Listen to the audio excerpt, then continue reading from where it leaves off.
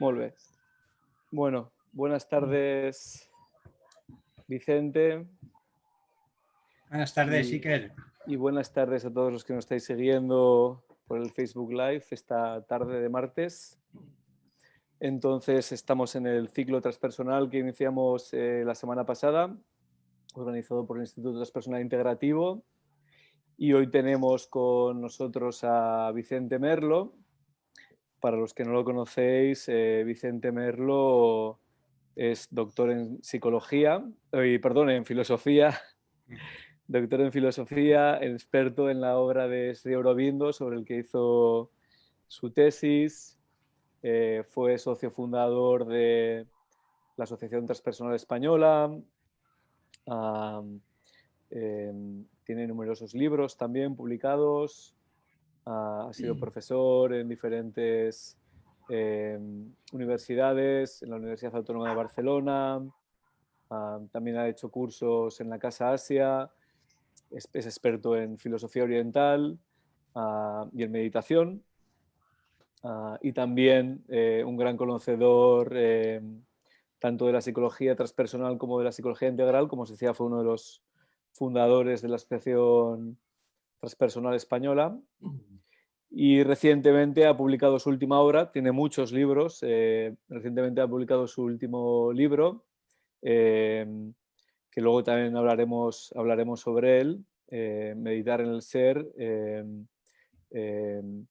meditación integral y meditación esencial, si no me equivoco, ¿no? Meditar es descansar en el ser. Meditación esencial y meditación integral, sí. Muy bien. Entonces, bueno, lo primero de todo, bueno, ¿qué tal estás y cómo has llevado este confinamiento y este inicio de desconfinamiento? Estoy bien, son ya 70 días y por tanto es un proceso complejo, nada simple. Yo soy de aquellos privilegiados en este caso que no ha sufrido los embates del confinamiento y de la pandemia, ni por amistades o familiares enfermos, ni por estar en el sector sanitario, ni otros muchos grupos que lo han padecido también. Así es que he tenido suerte y ha sido una oportunidad para una interiorización un poco forzada desde el exterior, pero muy fecunda, como creo que para mucha gente. Muy bien. Luego te preguntaré también más sobre este proceso que has podido vivir durante este confinamiento. Pero primero te quería preguntar también un poco sobre tu trayectoria y cómo es que te interesaste por la psicología transpersonal, viniendo desde la filosofía, ¿no? Y por la psicología integral. ¿Cómo llegaste hasta ahí? Bueno, los orígenes siempre son remotos y más en este caso, ¿no? Que ya han pasado unos cuantos años.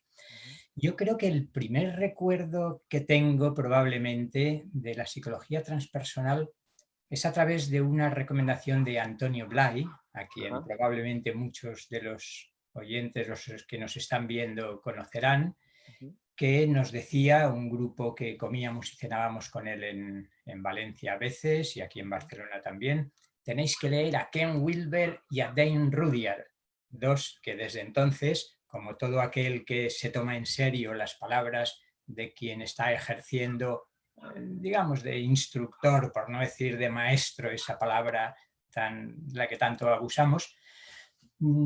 A partir de ahí, Wilber fue una lectura importante como puerta de entrada a la psicología transpersonal. Pero te estoy hablando cuando Wilber no estaba todavía traducido, o en todo caso estaría La conciencia sin fronteras o El espectro de la conciencia, los dos primeros. Yo creo que esto debía ser pues finales de los 70, principios de los 80. Si no recuerdo mal, los dos libros de Wilber que he citado, el primero es del 77, El espectro de la conciencia, y La conciencia sin fronteras me parece que del 79. Pues con Antonio Blay estaríamos reuniéndonos y haciendo sus cursos de psicología de la autorrealización finales de los 70, principios de los 80. Esa fue la puerta de entrada. Y desde entonces Wilber he de reconocer que ha sido uno de mis caminos fundamentales dentro de la psicología transpersonal, aunque ya sabemos que luego se abren esas dos columnas de más jungianos, Stanislav Grof, Michael Washburn por una parte, y los más wilberianos, que pronto cambian su denominación a psicología integral más que a psicología transpersonal.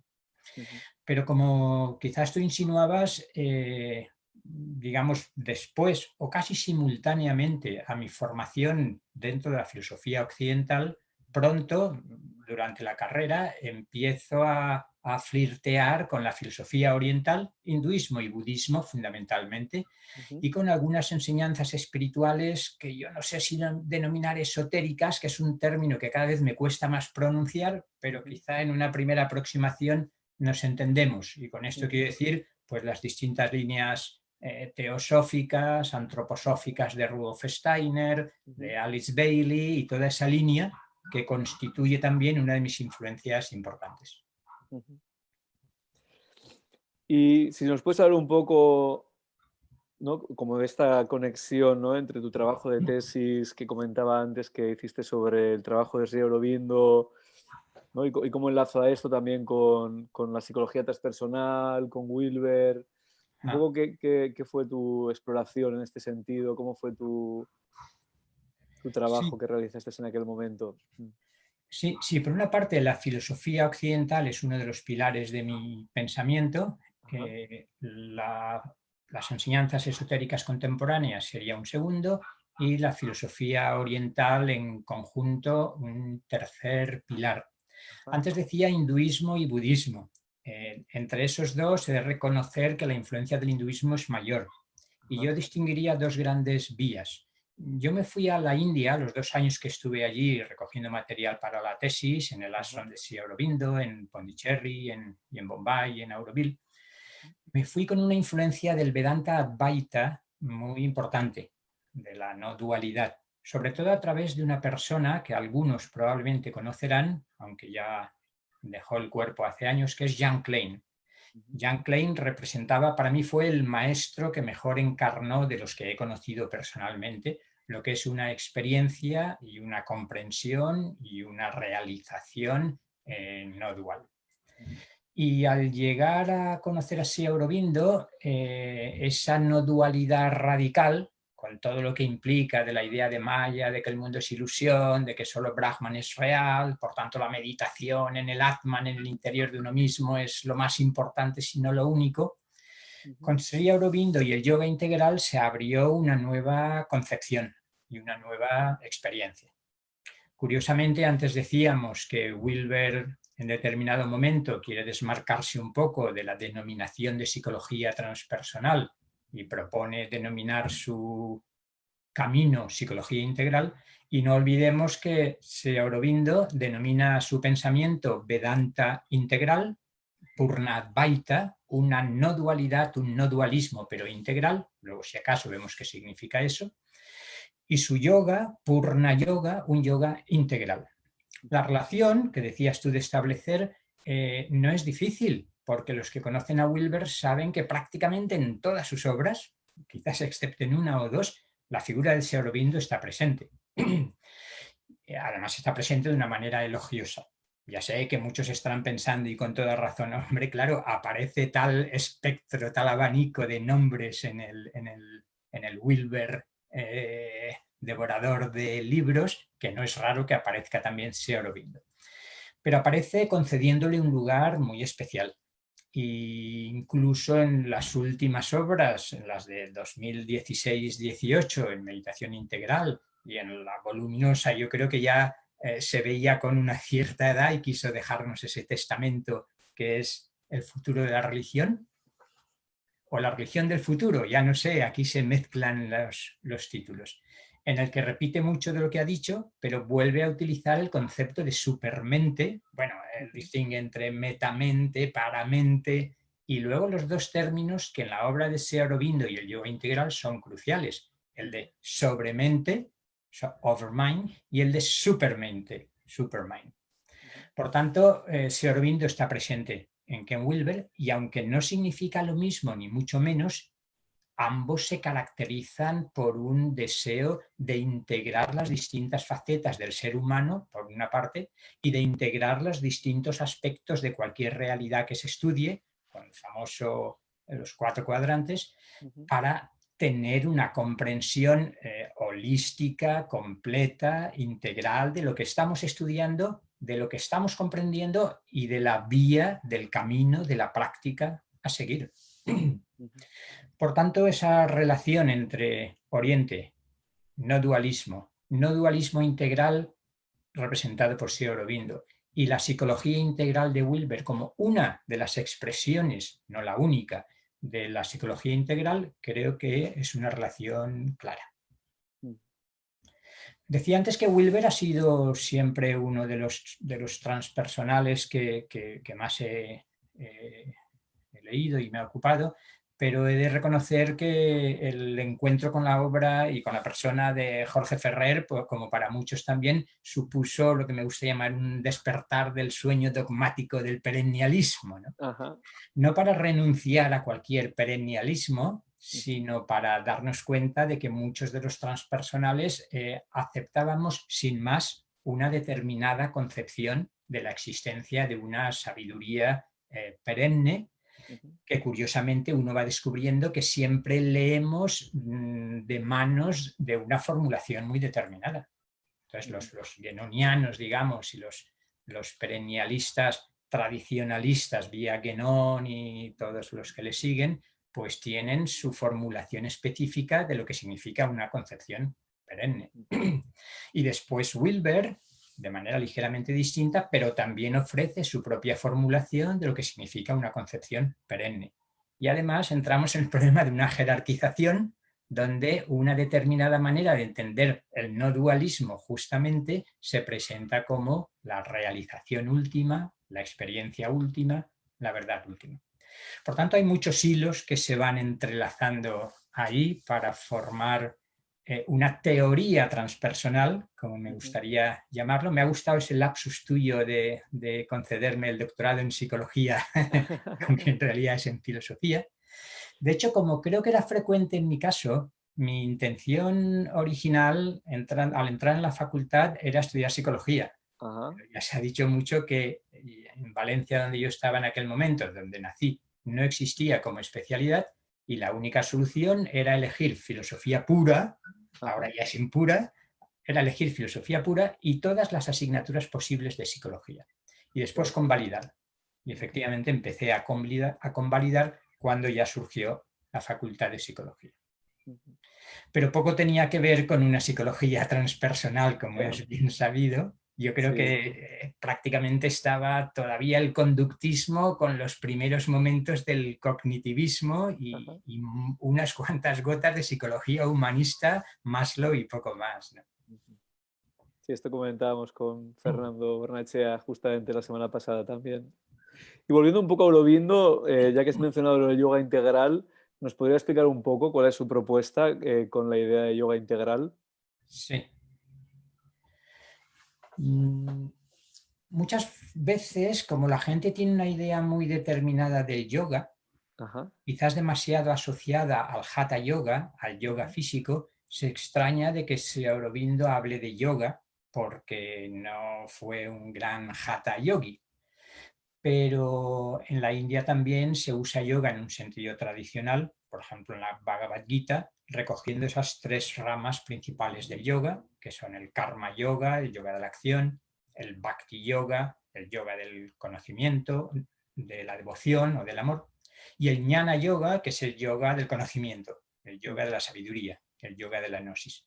Pues bien, en cierto sentido, lo que hace Sri Aurobindo es recoger la importancia de esos 3 caminos de realización y mostrar que es imprescindible, no es necesario, pero para una realización integral sí que hace falta trabajar en serio todos los aspectos de nuestro ser.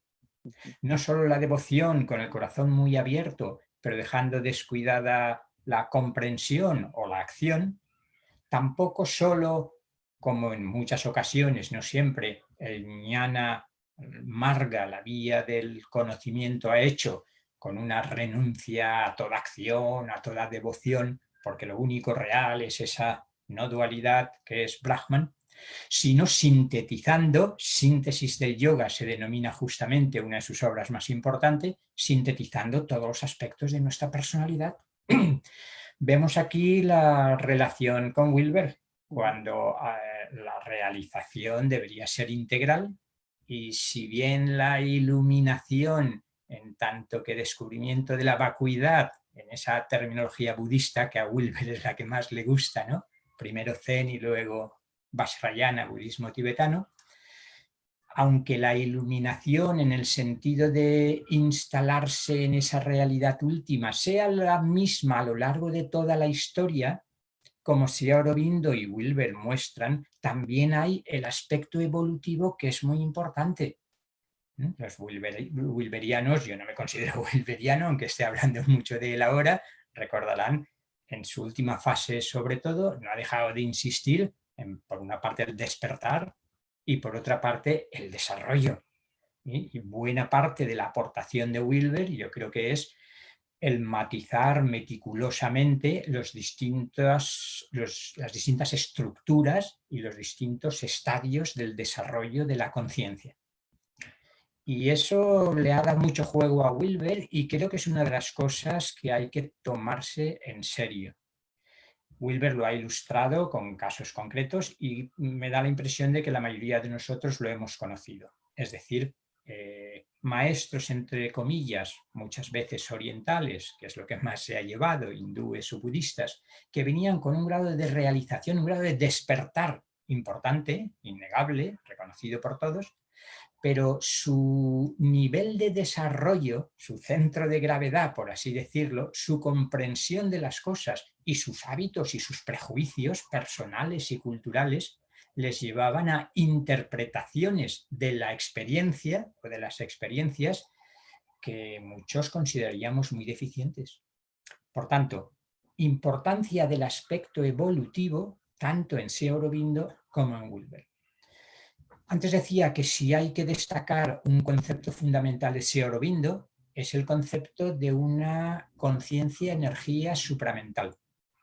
Sri Aurobindo, en terminología hindú diríamos, para muchos es uno de los últimos rishis, es decir, sabio, vidente, poeta, pero también cumpliendo la función de profeta. Y la función profética de Sri Aurobindo consistiría en anunciar la posible, al menos inminente aparición de un nuevo tipo de realidad. Desde esa concepción evolutiva, lo que Sri Aurobindo dice es, por supuesto, en el origen no está la energía materia, sino que el absoluto Brahman ha involucionado, se ha ocultado, está implícito, diríamos con David Bohm, en la conciencia, en la materia energía, y a partir de ahí surge primero la vida con seres vivos, luego la mente con seres mentales, seres humanos. Pues bien, lo que está anunciando Sri Aurobindo y encarnando en su propia realidad personal es la aparición de un nuevo principio cosmológico, de un nuevo principio ontológico, si se quiere, que es lo que él llamaba supermente. Cuando a Sri Aurobindo le decían, después de haber escrito miles y miles de páginas, solo la vida divina tiene más de 1000 páginas y la síntesis del yoga también, cuando algunos de sus discípulos le preguntaban, pero bueno, no terminamos de entender qué es esto de la conciencia-energía supramental, ¿nos lo puede explicar? Decía, ya no voy a intentar explicarlo más, porque se trata de una mutación tan radical que es como si Einstein intentase explicar a los simios prehomínidos la teoría de la relatividad. Es imposible. Se puede aplicar, pero y cuando se produzca la aparición de la mente o de la razón, comprenderán la teoría. Pero lo mismo sucedería en estos momentos. La transformación de toda la realidad sería algo tan intenso y tan rápido que lo que estaría es a punto de surgir una nueva especie de seres supramentales que Sri Aurobindo denominaba en muchas ocasiones de seres gnósticos.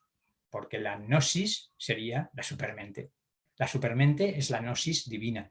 La supermente es el logos, es la sabiduría divina que rige todo el universo, y la realización de la supermente sería algo así como establecer en nosotros el equipo psicológico capaz de encarnar y de irradiar esa conciencia energía supramental. Bueno, bueno, es muy interesante todo lo que estás explicando y lo que te quería preguntar, ¿no? Bueno, tanto Aurobindo como Wilber comparten los dos esta visión evolutiva, ¿no? Que está muy presente en muchos autores de la psicología transpersonal, ¿no? Esta idea de la evolución de la conciencia, ¿no? Que en el Aurobindo toma la forma que estás explicando, en Wilber usa otras palabras, pero también hay esta idea, ¿no? Como que la conciencia está evolucionando. Entonces, desde esta perspectiva de que estamos en un proceso evolutivo de evolución de la conciencia, desde esta óptica aurovindiana o incluso wilberiana, ¿cómo lees el momento presente en el que estamos ahora? O sea, ¿cómo lo podríamos como contrastar este mapa, estas teorías con lo que está pasando ahora, ¿no? Donde parece que a veces pareciera que más que una evolución hay una involución en muchos aspectos de la sociedad y de la cultura. Sí. Es difícil siempre explicar lo nuevo y creo que estamos ante algo nuevo que por tanto todavía no comprendemos bien. Y como sucede siempre, intentamos aplicar nuestros paradigmas, nuestros esquemas mentales, nuestras teorías, nuestra filosofía de la historia para ver cuál es el próximo paso en la evolución, pero son tan necesarios como secundarios, yo diría. Fíjate, la inmensa mayoría, y más los occidentales y más los intelectuales, sin reconocerme como tal, tenemos una tendencia a conceder una importancia extraordinaria a la intelectualización, a la conceptualización, a la comprensión. Lejos de mí decir que no es importante, pero el error creo que es ponerlo en primer plano, como si eso fuera lo más importante de todo. Esto se ve muy bien con la repetida idea del cambio de paradigma. Está muy bien cambiar de paradigma. Primero, yo creo que hay que utilizar la noción de paradigma en dos sentidos. Uno, el sentido más técnico como paradigma científico, con la explicación bastante clara que Thomas Kuhn hizo en la estructura de las revoluciones científicas de lo que es un paradigma científico. Y bueno, el paradigma materialista, mecanicista, procedente, como tanto se repite, de Descartes y Newton y demás, estaría todavía científicamente, sería el dominante. Y yo creo que estamos asistiendo, en lo que se refiere a paradigma científico, a un cambio importantísimo. Últimamente, como he estado leyendo un libro que me ha impactado especialmente, el de Mark Gober, que trata de mostrar la cantidad de estudios y experimentos estrictamente científicos, porque fuera de la ciencia hay salvación, pero además hay mucha gente que estamos convencidos desde hace bastante tiempo de que el cerebro no crea la conciencia. Pero lo que consigue hacer Mark Gober es reunir una cantidad de información científica de calidad con experimentos no solo a doble ciego, sino a triple y a cuádruple, intentando mostrar la existencia de los distintos fenómenos que hasta ahora se consideraban paranormales, parapsicológicos y por tanto anomalías para el paradigma científico dominante, llegando a la conclusión de que esa cantidad, desde avenidas muy distintas, desde experimentos muy distintos, cada vez están mostrando más que el cerebro no es el generador, el productor de la mente y de la conciencia, sino que la conciencia pertenece a otro orden de la realidad y que es casi irrisorio cuando uno lo mira despacio, incluso intuitivamente, pensar que de este amasijo de células con actividad eléctrica y bioquímica pueda surgir el pensamiento y la conciencia. Bien, en ese sentido, a nivel de paradigma científico, estaríamos asistiendo a ese cambio. La conciencia no es un subproducto, un epifenómeno del cerebro, sino que la conciencia pertenece a otro orden, a otro nivel de la realidad, quizás una conciencia no local, que es lo que permite explicar satisfactoriamente esta cantidad de experiencias, desde las experiencias cercanas a la muerte hasta las experiencias de telepatía, de precognición, de psicoquinesia y demás. Pero decía que el cambio de paradigma sigue siendo una cuestión intelectual científica. El cambio de paradigma suele estar ceñido a la razón científica, pero la razón es mucho más amplia que la razón científica, y para ese campo me gustaría hablar de concepción del mundo. Lo que hay es una transformación o una serie de nuevas alternativas a la concepción del mundo, a la cosmovisión con que nos movemos por la vida. Y tercer nivel, y es más importante, paradigma científico y concepción filosófica de la realidad siguen siendo cuestiones mentales y nos falta lo más importante, nos falta la transformación interior humana que está mucho más allá y es más importante que el cambio del paradigma y el cambio de conjunto de ideas, que eso es una visión del mundo. Por tanto, desde una perspectiva integral, se trata de una transformación a todos los niveles. El esquema de chakras que Oriente utiliza tanto siempre es muy explícito. Es como si el aspecto intelectual estuviera centrado en uno o dos chakras y muchas personas se centrasen o trabajasen casi exclusivamente eso.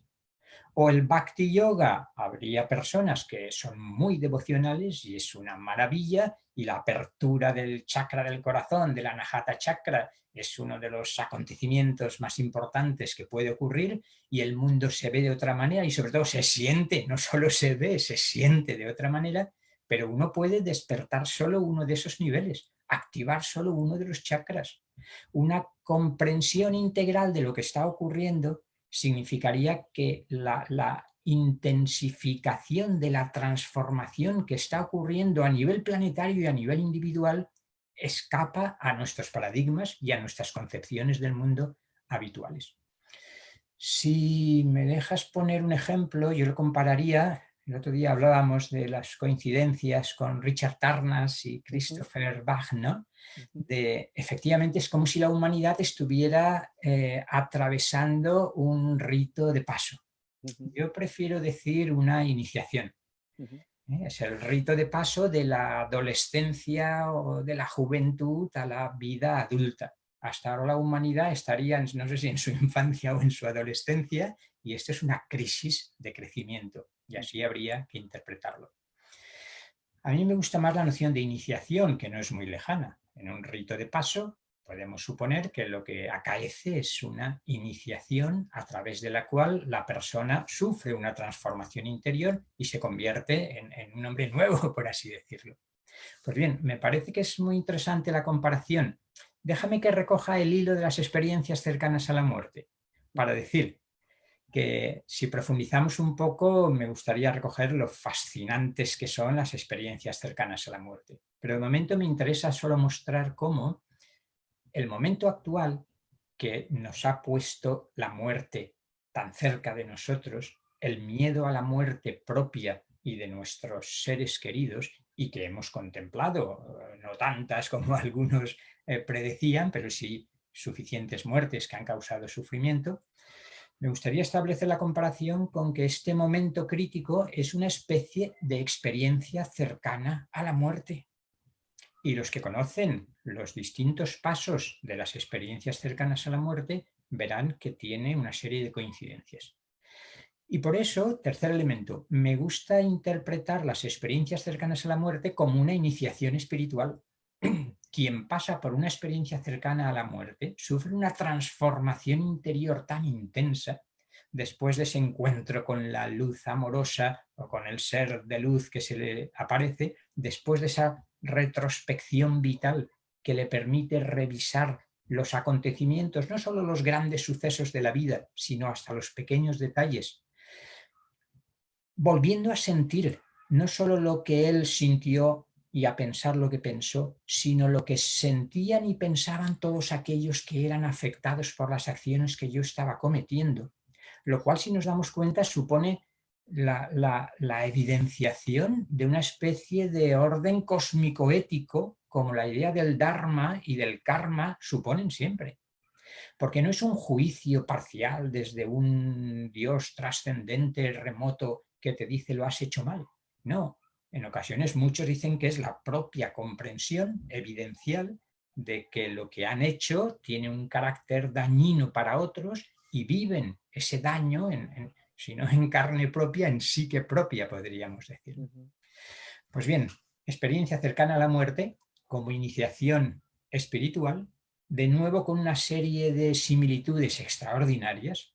El que ha pasado por una experiencia cercana a la muerte, en ocasiones tras gozar más que sufrir de una curación milagrosa, entre comillas. Ahí están los casos de Ibn Alexander, de Anita Murjani, en los que podemos entrar si acaso.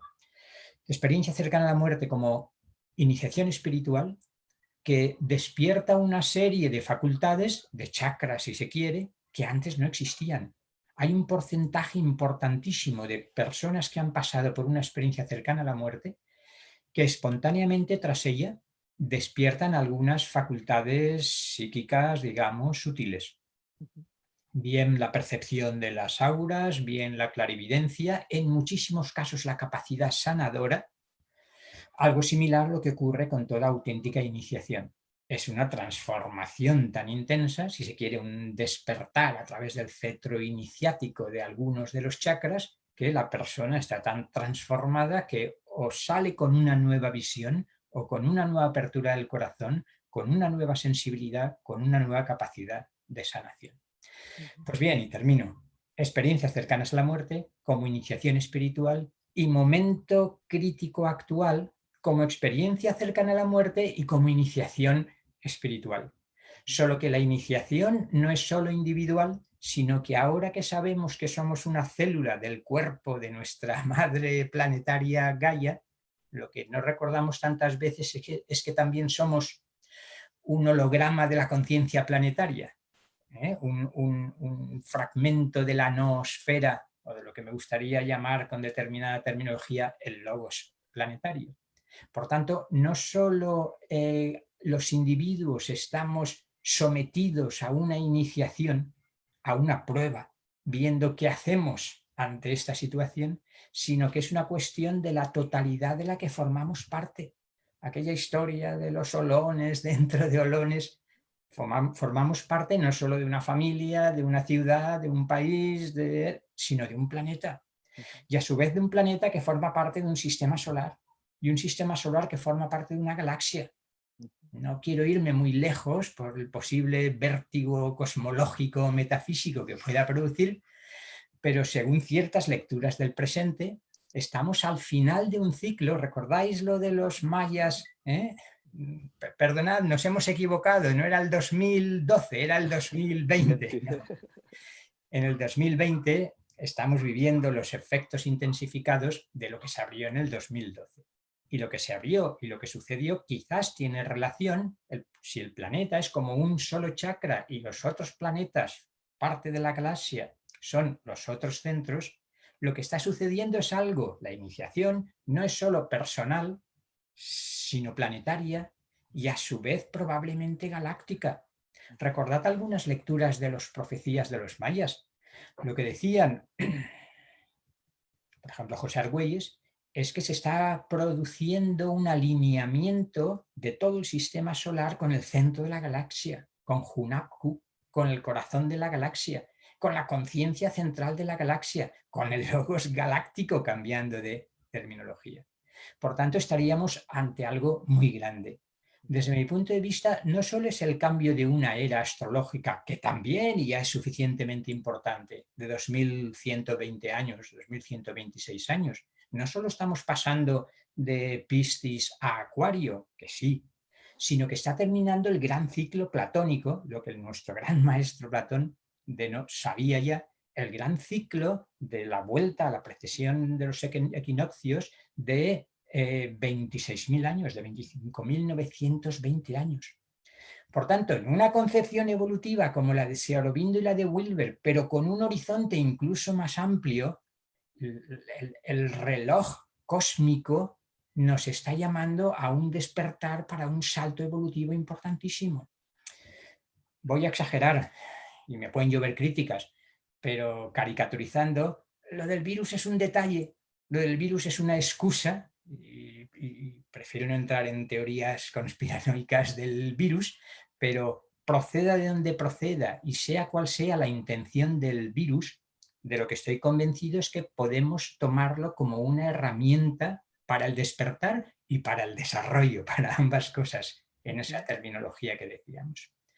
Por tanto, siempre que se va a intensificar la luz, se ven mejor las cosas que había en la oscuridad. Y eso es lo que está sucediendo.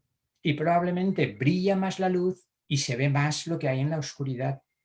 Y por eso, como desde la perspectiva que adoptaría, una de las cuestiones importantes es la necesidad, la exigencia de una limpieza del inconsciente personal y planetario simultáneamente. Como toda limpieza del inconsciente, como adentro así es afuera y como arriba así es abajo, estamos viendo el surgimiento de nuestro inconsciente. Quizá no en vano desde esta perspectiva podemos interpretar el surgimiento de todas las terapias, empezando por el psicoanálisis freudiano ortodoxo y terminando con las más variadas psicoterapias actuales, como un comienzo durante todo un siglo de descubrimiento del subconsciente, de emergencia del subconsciente y de limpieza del subconsciente, individual y planetario, inconsciente colectivo junguiano, que a lo largo de toda la historia de la evolución de la humanidad ha producido bastante desastres que ahora tenemos que resolver. Se han producido bastantes nudos que ahora hay que desatar.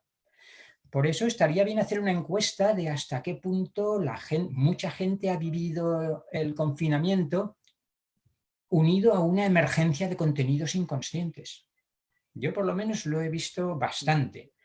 No sé por qué dice la gente, ahora estoy acordándome de no sé qué historias del pasado y no está en terapia con un terapeuta particular, pero la vida es la mejor terapeuta. La vida es la mejor terapeuta y nos está presionando desde abajo para limpiar el inconsciente personal y colectivo y poder pasar a otra, iba a decir frecuencia vibratoria, pero ya sé que esto suena un poco extraño a algunos oídos, a otra cosa, a otra sociedad más transparente, menos corrupta, más solidaria, más generosa, más limpia, ¿no? Pues no de muchos temas, voy a intentar recapitular un poco y retroceder pero bueno, es un buen resumen de muchos temas que quería que salieran en la conversación, como ya habíamos hablado antes.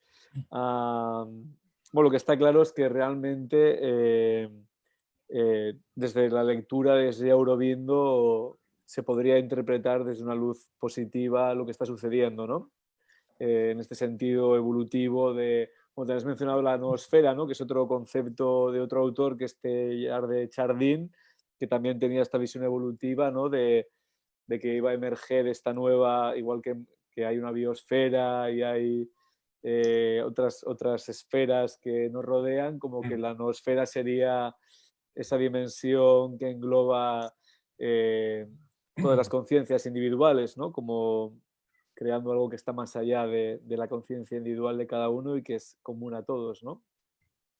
Y que algunos han jugado con esta metáfora de Internet, e incluso a veces también, ¿no? De la noosfera como en lo material, materializándose en las redes sociales y en el Internet, etcétera. Pero quería volver un poco también a esto que estábamos hablando, que también para enlazar con la psicología transpersonal, ¿no?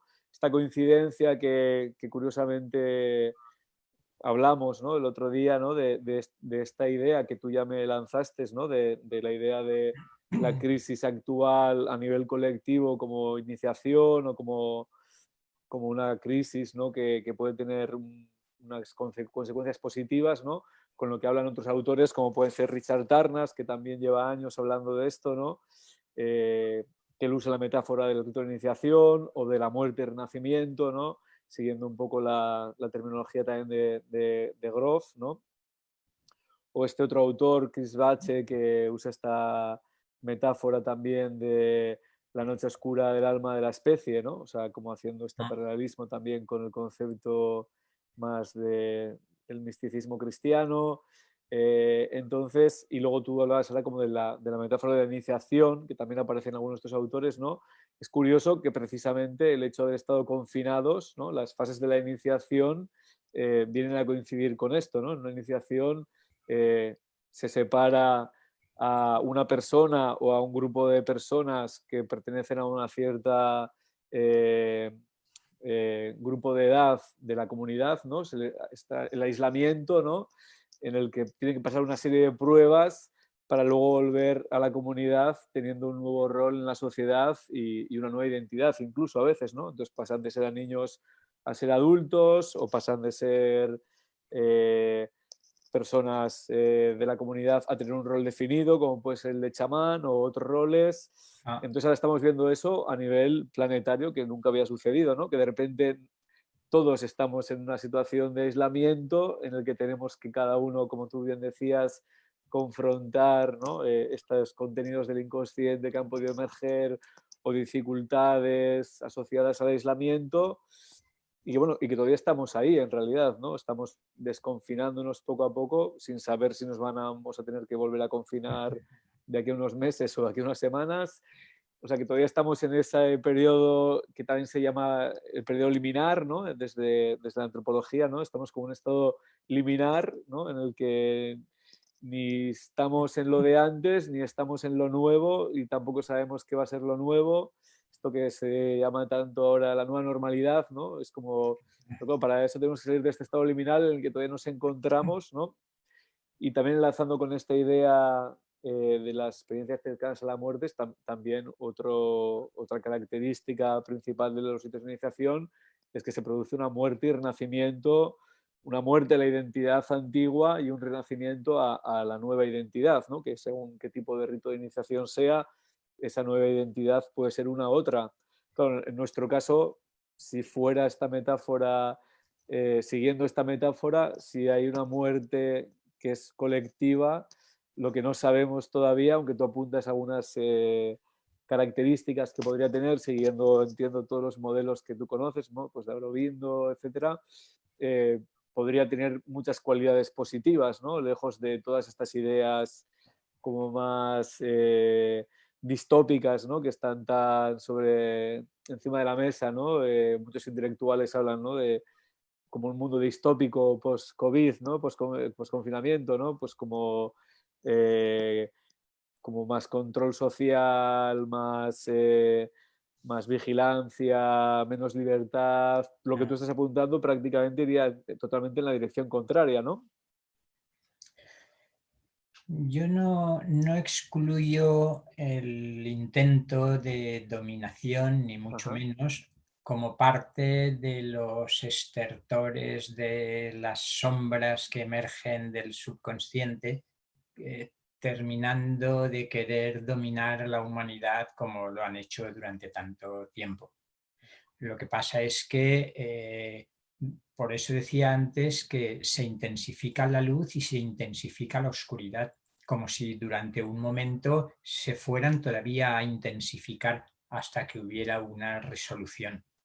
Por tanto, yo no lo veo excluyente, Ajá. y el paso a un nuevo mundo nunca es fácil. El nacimiento de un nuevo ser implica los dolores del parto, aunque pueda haber parto sin dolores. Pero en principio la metáfora es válida. Para que nazca el nuevo niño hay que pasar por los dolores del parto. Y los dolores del parto, como en toda iniciación, en algunos relatos iniciáticos se habla del morador del umbral al que tiene que enfrentarse el que va a ser iniciado, y el morador del umbral puede verse justamente como la materialización o la aparición de la sombra, en sentido junguiano ahora podríamos decir, que cobra cuerpo en determinadas personas con un grado de egoísmo, por dejarlo en esos términos, importante, y con una ambición, una codicia y un deseo de control y de dominio importante. Ahora, mi confianza, y no olvidemos que co-creamos el mundo, el futuro lo estamos co-creando según lo que hacemos, lo que pensamos y lo que sentimos, y por tanto yo estoy convencido de que es parte del juego del nacimiento de un nuevo ser. Como has dicho tú tantas cosas ahora, me gustaría recoger dos ideas muy brevemente. Una, reconocer la obra de Richard Tarnas, porque aquí es injustamente desconocido para una inmensa mayoría en relación a lo que creo que son sus méritos. Algunos ni siquiera conocen que tiene una de las historias de la filosofía más interesantes y sabrosas que pueden leerse, La pasión de la mente occidental. Pero lo que todavía saben menos en los ámbitos académicos es que después se salió del armario astrológico con esa magnífica obra que es Cosmos y Psique, donde se muestra lo que un intelectual, un pensador, un historiador es capaz de demostrar por lo menos con una lectura astrológica. Y muy de pasada, los astrólogos lo tienen muy bien ahora, porque es que mucha gente estará cansada de ver las predicciones astrológicas, pero también las interpretaciones a posteriori, porque es que esa conjunción en Capricornio, sobre todo de Saturno-Plutón más Júpiter, es clarísima. Ya sé que la astrología tampoco es suficientemente reconocida, no ya entre los cientificismos que la califican de pseudociencia, sino ni siquiera entre muchos de los psicólogos transpersonales que se quieren más académicos. Pues, por tanto, Richard Tarnas creo que tiene mucho que decirnos y lo está diciendo, tanto en artículos como en los libros. Yo, para escépticos acerca de la astrología, no dudo en recomendar, desde que tradujo Atalanta su obra, no dudo en recomendar Cosmos y Psique. Pero como es un libro tan voluminoso, tampoco ha tenido demasiado éxito, excepto para los astrólogos. La segunda idea, muy brevemente, era en relación con la interpretación del tiempo presente según el esquema aurovindiano o del yoga integral. Si Aurobindo y Mirra Alfasa, su compañera espiritual durante muchos años y co-creadora del yoga integral, la interpretación oficial, digamos, que comparto, es que su vida fue la ejemplificación del proceso intensísimo de encarnar en sus propias auras y hasta en sus propios cuerpos esa nueva conciencia-energía supramental, y que habría llegado a un nivel bastante avanzado de transformación supramental de la mente, de las emociones, incluso del físico. Curiosamente, Mirra Alfasa, que había despertado todos estos poderes y facultades psíquicas que decía que Mark Gober ahora demuestra que científicamente, para quien no esté encerrado en los dogmas cientificistas, cada vez se muestra con mayor claridad su realidad.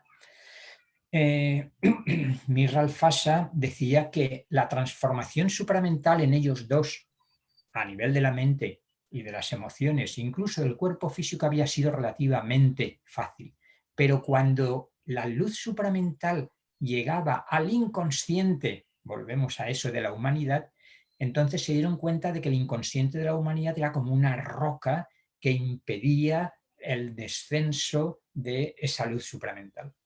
Por tanto, volvemos a atar cabos, la importancia de limpiar, ahora añadiríamos en esta ocasión, gracias a la luz supramental, toda la densidad, las bajas vibraciones, la oscuridad, los hábitos ancestrales del inconsciente. Y en 1956, Mirra Alfasa declaró que era la primera vez que se producía una manifestación supramental a nivel planetario, no ya en ellos que se habría producido, sino que todo el planeta, si se quiere, el aura del planeta, habría acogido esa luz supramental. Por tanto, los acontecimientos posteriores, fijémonos que eso significa justo después de las dos guerras mundiales, donde, por cierto, se habría quemado un gran karma de la humanidad y, por tanto, una importante limpieza del subconsciente como preparación de la limpieza del karma y del subconsciente, cosas muy relacionadas que ahora seguiríamos viviendo. Por tanto, efectivamente se podría hacer una lectura aurovindiana diciendo esto es parte del proceso de intensa transformación planetaria hacia el surgimiento de una nueva especie. Y también un poco, bueno, te quería preguntar por el título de este libro que has mencionado ya 2 veces. ¿Nos podrías decir el nombre para tenerlo presente? El último que he publicado que decías, breve. No, el libro que estás mencionando sobre la revisión del paradigma científico desde toda la visión de estos fenómenos paranormales. Ah, sí. No está traducido todavía, no está Ajá, publicado. No vale. sé cuál será el título oficial. ¿Más Puede en que inglés? sea el final del pensamiento al revés, no lo sé. Ajá. En Que inglés es sería... An End of the Upside Down Thinking. Ajá, ok. Pero el subtítulo, que casi siempre es más explícito que el título, es algo así como disipando el mito de que el cerebro crea la conciencia, Ajá, ok. de Mark Gober. Supongo que aparecerá en 5 o 6 meses. Quien lo Ajá. quiera pedir por Amazon, no quiero hacerle publicidad o por donde sea, pues puede leerlo. Pero si no, con un poco de paciencia aparecerá en unos meses y yo sinceramente creo que merece la pena. Sí, me recordaba un poco cuando hablabas de esto, ¿no? Otras aportaciones en esta dirección, como los últimos libros de Ervin Laszlo, que además explícitamente viniendo de la teoría de sistemas y de la filosofía de sistemas y de esta revisión científica, acaba encontrándose con la psicología transpersonal y con el trabajo de Groff y empieza a hacer esta conexión entre esta revisión del paradigma científico y la necesidad de introducir la conciencia en él desde otro lugar diferente. Y el trabajo de Rupert Sheldrake también, que tiene varios libros muy interesantes en esta dirección y que curiosamente también en sus últimos 2 libros entra mucho a hacer paralelismos con la psicología transpersonal. Entonces, un poco para tener presente toda esta constelación de autores que se refieren a esta revisión del paradigma científico, y hay muchos más en realidad, ¿no?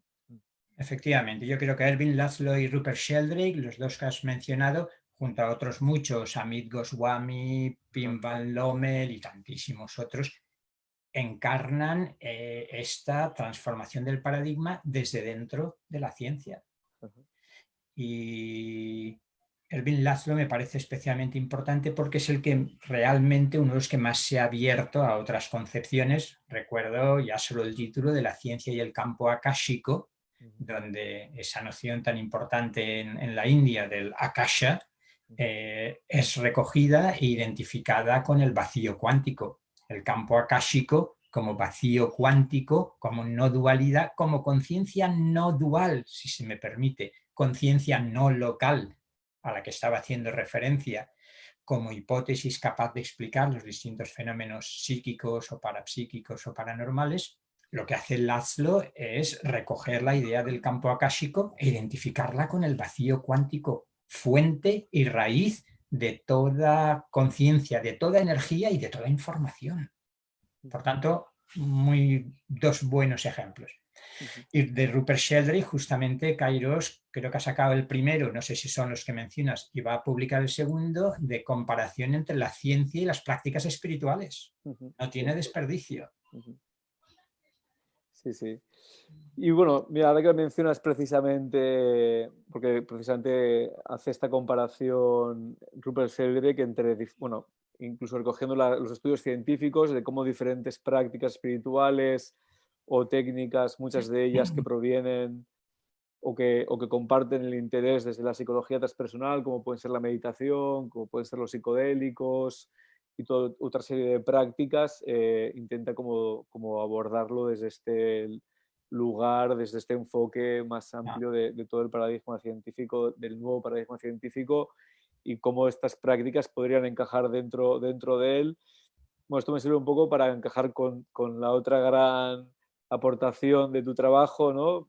Bajamos un poco de toda esta parte más filosófica, especulativa en el sentido positivo y como más global, vamos a bajar a lo concreto, que sería tu qué bien. aportación a la parte de la meditación, ¿no? Porque digamos que hay toda esta parte teórica en tu trabajo y toda esta profundización que has hecho en estos diferentes autores, en estas diferentes obras, y luego estaría la parte de la práctica, ¿no? Que en tu caso se ha condensado especialmente en la meditación. Y entonces, si nos puedes hablar un poco, en primer lugar, de tu práctica de meditación, de cómo encajas esta práctica en tu vida, y después ya vamos entrando en la última obra y en tus conceptos de meditación integral y meditación esencial. Sí.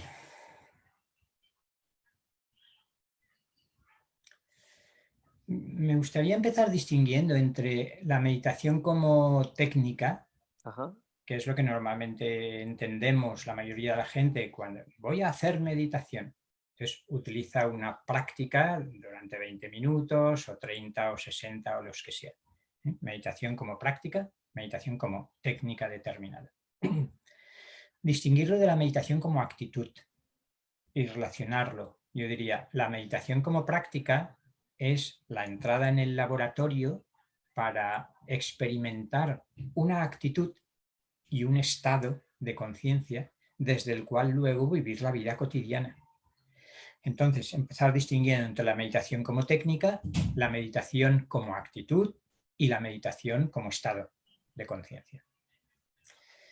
Yo la verdad es que hace bastantes años que me sentía atraído por la meditación con distintas técnicas.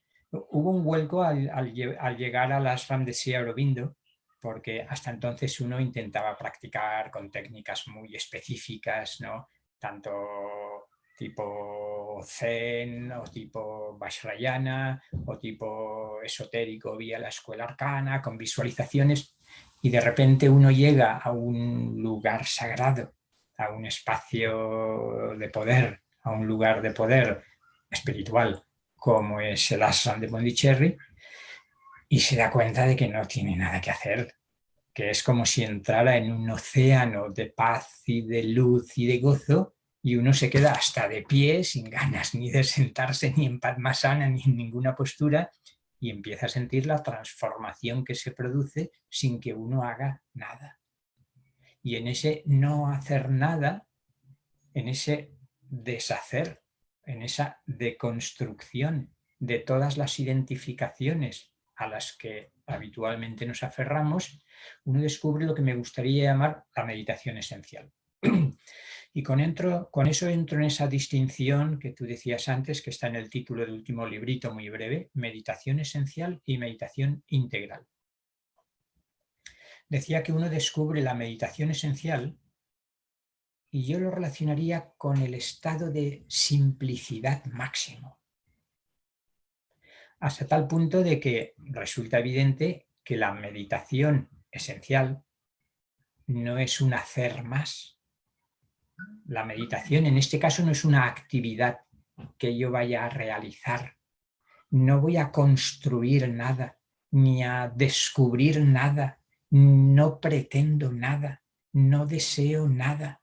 Solo cuando me voy abriendo a mi propia profundidad, descanso en el ser profundo que soy.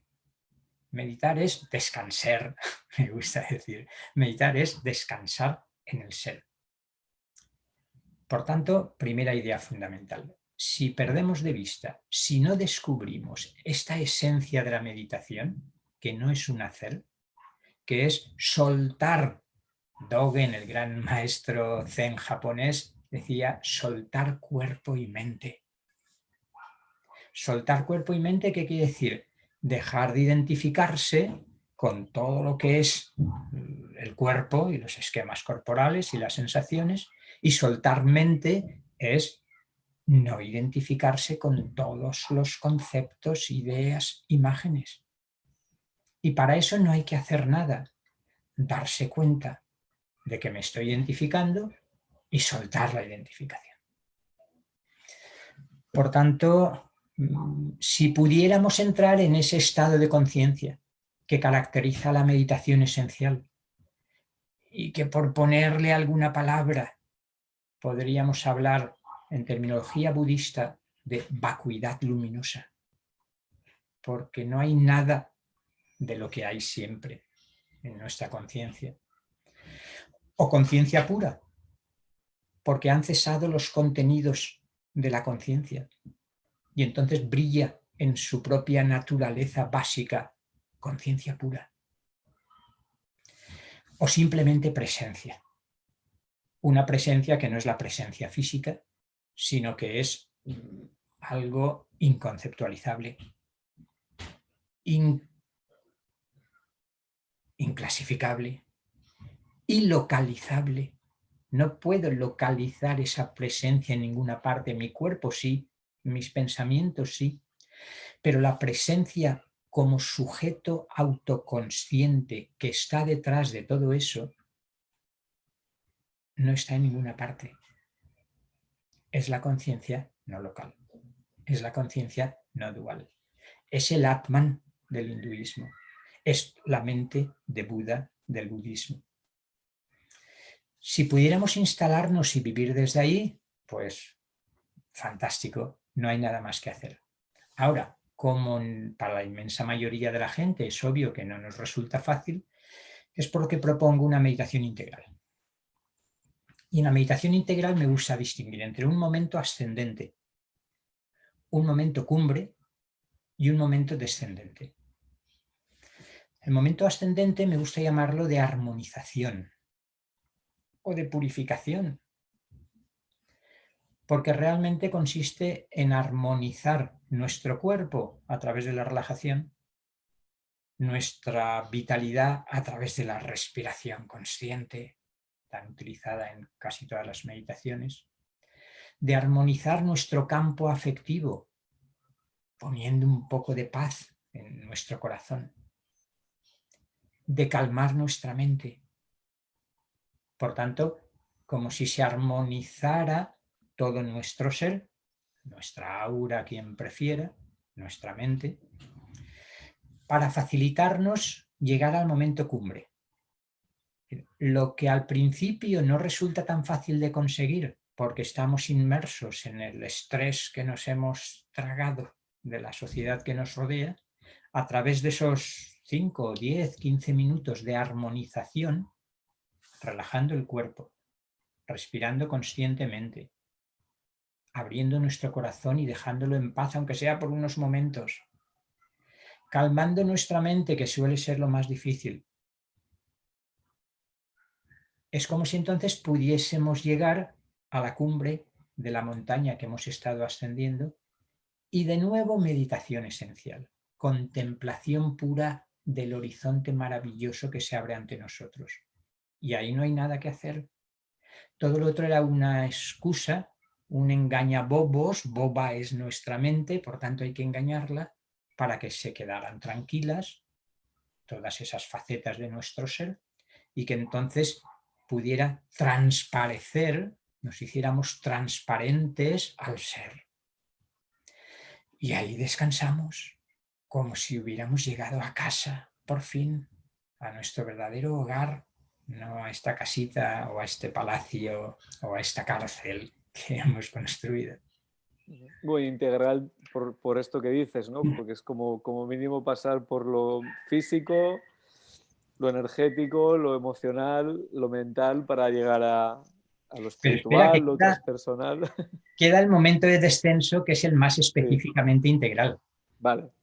No, un Lo que poco lo hace. lo decía también como para encadenar un poco, ¿no? Sí, Un poco igual que has exacto, hablado antes de exacto. yoga integral, que junta estos diferentes tipos de yoga porque se refieren a las Perfecto. diferentes Esa es la idea. dimensiones, y también Wilber, ¿no? Como él hace referencia a la necesidad de no solo centrarse en lo transpersonal o espiritual, sino la necesidad de trabajar todos los niveles, ¿no?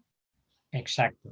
Perfecto, esa era la idea. De hecho, una vez más, con el sistema de chakras puede verse, Sí. el principio, trabajar el cuerpo físico, es sentirnos enraizados en la tierra y sentirnos como una montaña sólida, estable. Estamos trabajando el Muladhara, el chakra de la base de la columna.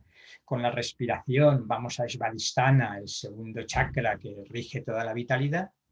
Con el campo emocional, primero vemos las emociones más superficiales de Manipura, y que al mismo tiempo es donde está el poder, cerca del jara, y más arriba el campo afectivo, cuando ya se han sutilizado y armonizado las emociones y sentimientos más superficiales, la apertura del corazón anímico, podríamos decir. Y como tú decías perfectamente, si vamos ascendiendo, los chakras más relacionados con la mente serían el chakra de la expresión intelectual, mental, verbal, el Vishuddha, el Ajna como coordinación mental y en el mejor de los casos desde su profundidad, apertura de una nueva visión del tercer ojo. Y el momento cumbre, lógicamente, es Sahasrara, que nos abre, si se quiere, los campos de conciencia-energía superiores, y de ahí la posibilidad de unión, que eso significa yoga, entre la conciencia aparentemente individual y la conciencia que no posee ya individualidad. Pero si nos damos cuenta... No, y es interesante, ¿no? Esto que para algunos puede sonar tan esotérico de los chakras, qué interesante, ¿no? Ver esto como al final está traduciéndose o se puede traducir, que es lo que ellos querían también decir, ¿no? En al final cuerpo, mente, o sea, cuerpo, emoción, mente y lo que está más allá, que es lo transpersonal, si lo traducimos a términos psicológicos, que al final es lo que la psicología está descubriendo, ¿no? Que no vale solo con trabajar lo mental, que es lo que hacía la psicología cognitivo-conductual, ni vale solo trabajar lo emocional, que es lo que hacían las psicologías humanistas, ni solo... Puede verse como metáfora y como una forma de lenguaje simbólico para quien no quiera meterse en la existencia real de centros sutiles de energía. Aunque sea dicho de paso, bien se sabe que cada chakra tiene su correspondencia exacta con una glándula endocrina. Estamos siendo conscientes de la importancia de la endocrinología, de la psiconeuroendocrinología, y ya sabemos que está la pineal y la pituitaria, que está la tiroides, que está el timo, que están las suprarrenales y están las gónadas. Y por tanto hay una glándula, un conjunto de glándulas estrechamente relacionada con cada chakra. Y de hecho el clarividente puede ver con toda claridad, para eso lo es, la estrecha relación entre el estado del chakra y el estado de la glándula correspondiente. Pero decía que en realidad el carácter integral el descenso, sí. Viene ahora porque si la meditación esencial es el contacto y el descubrimiento de la máxima simplicidad, es la nada en sentido budista. Los filósofos de la nada se le llaman a la escuela de Kioto, ¿no? Es la vacuidad, shunyata, es conciencia pura. Por tanto, es lo más simple posible, ni un pensamiento, ni un movimiento superficial. Pura simplicidad. La integralidad, el carácter integral de la meditación integral trata de tomarse en serio la complejidad. ¿Eso qué significa? Que una vez situados en esa apertura esencial y sin perderla, a ser posible, porque si volvemos a identificarnos con lo que vamos a hacer, que ahora sí que vamos a hacer, el hacer del momento ascendente de armonización es solo una estratagema, un medio hábil, es una estrategia para alcanzar la simplicidad.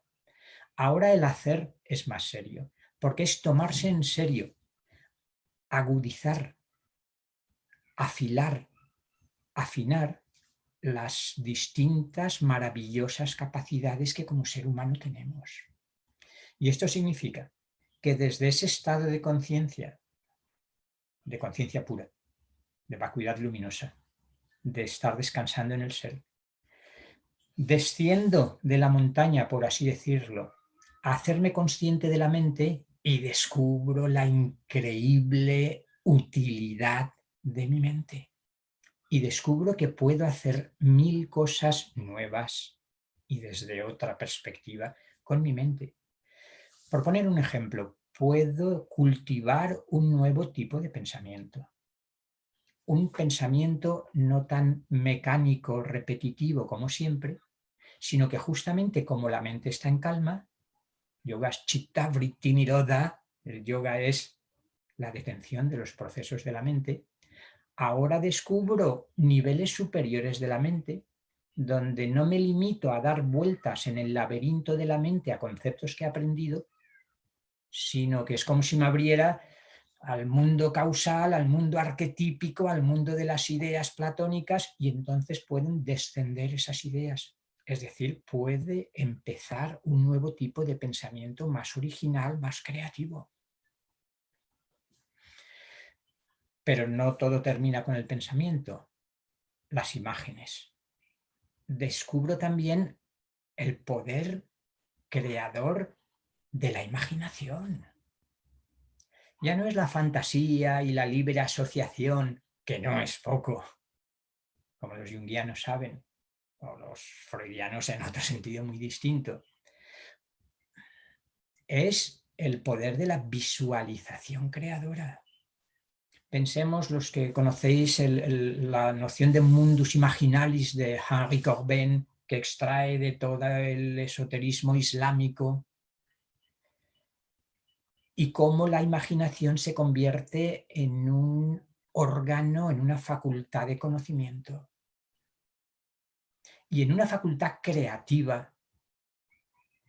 No quiero mencionar cuestiones, obras y referencias que me parecen más bien cuestionables, aunque con una joya en el fondo, como son el libro del secreto y la película Y tú qué sabes y toda esta literatura, que me parece importante, pero con una presentación que no puedo compartir, pero sí hay una idea importante, y es el descubrimiento del inmenso poder creativo de la visualización.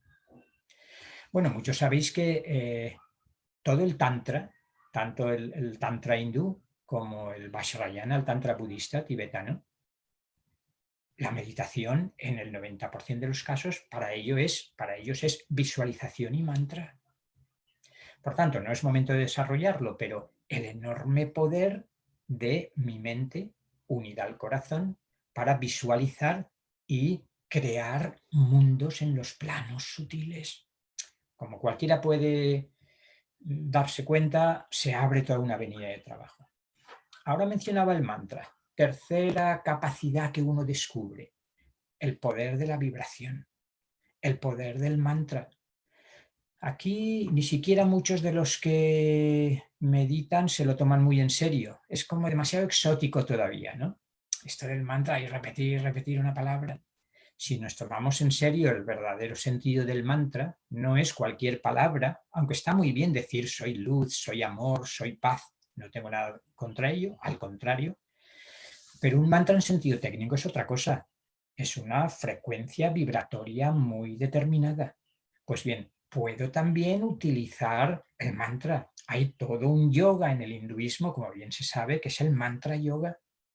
Y hay quien está haciendo japa, repetición del mantra, durante mucho tiempo, muchas horas al día. Y en el budismo tibetano lo mismo. La visualización es visualización del mandala o del yantra, que es el cuerpo, la forma, rupa de una divinidad, de la deidad con la que estoy meditando. Y el mantra de esa deidad es el nombre oculto, secreto de esa divinidad. Por tanto, estoy trabajando con nama, rupa, el nombre y la forma. Estoy invocando de alguna manera un determinado campo de conciencia. Yo preferiría presentarlo así y no hablar de deidades o de divinidades, que lo utilizo en un sentido simbólico ahora. Se ve que se abre otra avenida. Yo estuve varios años practicando en serio diariamente con mantras, y mi impresión es que realmente tienen un poder transformador interno y externo, porque es que en la conciencia se pierde, colapsa la distinción entre lo interno y lo externo. Voy a ir terminando para no hacerlo demasiado largo, pero fijémonos cómo vamos descubriendo. Nunca me cansaré de insistir en esto. O trato de mantener la no identificación con todas las herramientas que ahora estoy utilizando, o caigo en una cura. Es decir, cada uno de los 7, 8 pasos o 9 que he mencionado es una meditación en sí misma. Muchas Fin. gracias, Vicente, por la descripción tan detallada. Y te quería preguntar, ¿y qué pueden encontrar las personas que estén interesadas en esta meditación, en tu último libro? ¿Cuál es el contenido de tu último libro? O sea, ¿es solo, hay una parte práctica de ejercicios que uno puede realizar para hacer este tipo de meditaciones y este tipo de meditación? Ah. Yo diría que aquí se funden la teoría y la práctica, Ajá. que sería un poco lo que estaba haciendo ahora. Ujú. Quien estuviera atento no solo a las palabras, vería que se está utilizando un mapa, pero para que uno recorra el camino a través de la escucha del mapa. Pues en realidad el libro, que es muy pequeñito, son 60 y tantas páginas, es lo que he contado con más detalle y con más citas para mostrar que no pertenece a una tradición única, sino que puede verse como un ejemplo de lo que me gusta llamar espiritualidad transreligiosa, que se toma en serio, conoce en mayor o menor medida y ama en mayor o menor medida distintas tradiciones religiosas, y por eso recurro a varias de ellas, con textos de Dogen, del Zen, con textos del budismo tibetano, con textos del yoga. Por tanto, lo que he explicado aquí es un esquema de lo que el libro desarrolla un poco más. No hay una sección de y ahora pase usted a la práctica, es todo la descripción de una práctica. Molt bé. Bueno, nos estamos quedando sin tiempo y se han quedado muchos temas en el tintero que me hubiera gustado que pudiéramos abordar, pero creo que hemos podido recorrer mucho territorio. La última pregunta, muy brevemente, que te quería formular es si nos pudieras recomendar una práctica para poder realizar durante este tiempo eh, ya de desconfinamiento, pero en el que todavía pasamos mucho tiempo en casa. ¿Cuál nos podrías recomendar? Una pequeña práctica que cualquiera puede hacer y que le pueda servir para gestionar esta situación que estamos viviendo. Yo recomendaría una meditación sencilla, Ajá. que sería exclusivamente, en lugar de con tanto paso que uno, si lo lee desde la mente, puede decir, madre mía, qué complicación, con lo facilito que es meditar quedándose sin hacer nada. Por lo tanto, mi propuesta general sería, me siento en una postura cómoda, siento mi cuerpo y observar un buen rato la respiración. Observar la respiración como objeto de concentración. No hay meditación sin previa concentración. Si la mente no está concentrada, no tiene sentido hablar de meditación. Por tanto, utilizo el movimiento de la respiración como punto de concentración. De manera que, imaginemos que se lo estoy diciendo a alguien que no ha hecho meditación en su vida. Cada vez pronto veré que mi mente tiende a dispersarse y simplemente yo estoy consciente para decir, anda, ya me estoy yendo a mis pensamientos, y con una paciencia infinita, porque caeré 70 veces 7, vuelvo a llevar la atención a la respiración. El lema aquí es, no me interesa en este momento más que ser consciente de la respiración. La atención plena a la respiración. Y después pasar al corazón y quedar como situado en el corazón. Mi corazón se abre, estoy en paz y trato de sentirme muy presente. Por tanto, observo respiración, abro el corazón, me siento presente y descanso ahí. 20 minutos, 25, no hace falta más, 30. Esa sería mi propuesta. Muchas gracias, Vicente. Pues bueno, sé que además tienes otro compromiso de aquí a 5 minutos, así que simplemente agradecerte tu presencia en este ciclo y espero que podamos seguir teniéndote también en otras actividades del instituto. Ah, Y simplemente también agradecer a los que nos habéis seguido en directo este diálogo, charla con Vicente, y también deciros que seguiremos cada martes hasta finales de julio haciendo este ciclo. La semana que viene, si no me equivoco, tenemos a Octavio García y estaremos hablando de sueños, de psicología transpersonal y trabajo con sueños, que además, como bien ha mencionado Vicente, hay mucho movimiento del inconsciente durante este confinamiento y hay muchas personas que están mencionando que esto se está produciendo a través de los sueños. Entonces, nos centraremos en este aspecto en particular que creo que podrá interesar a muchos de vosotros. Y bueno, agradecerte una última vez, Vicente, tu presencia y nada.